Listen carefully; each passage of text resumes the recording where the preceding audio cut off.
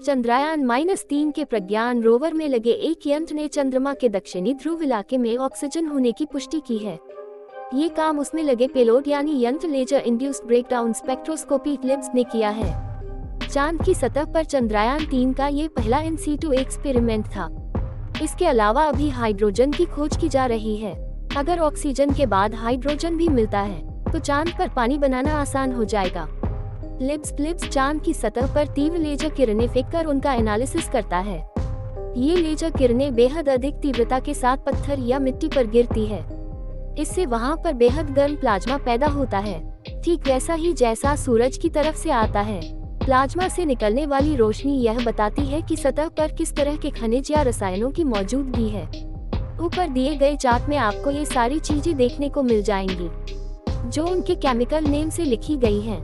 इसके अलावा जो खनिज या रसायन खोजे गए हैं वो हैं सल्फर, एल्यूमिनियम, कैल्शियम, लोहा, क्रोमियम, टाइटेनियम, मैंगनीज और सिलिकॉन।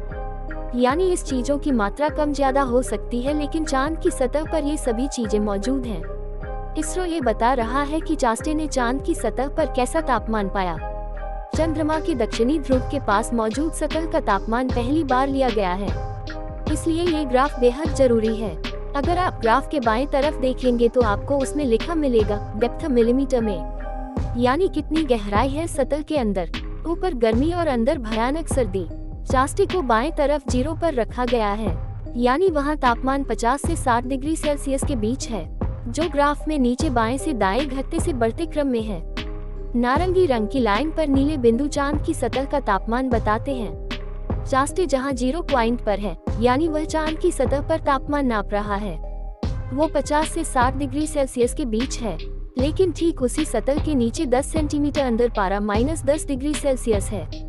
अब आप ही सोचिए कि जिस जमीन पर आप खड़े हो वह -10 डिग्री सेल्सियस तक ठंडी हो और ऊपर तापमान आपके पसीने छुड़ा रहा हो।